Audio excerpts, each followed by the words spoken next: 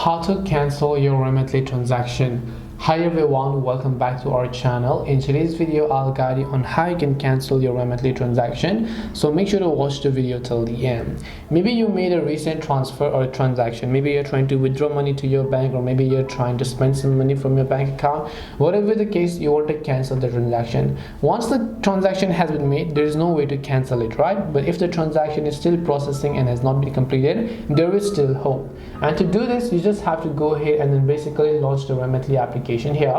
Once you launch the Remitly app, you're going to see this type of interface, and what you need to do, you just need to actually head over to this recipients tab that you can find from the bottom.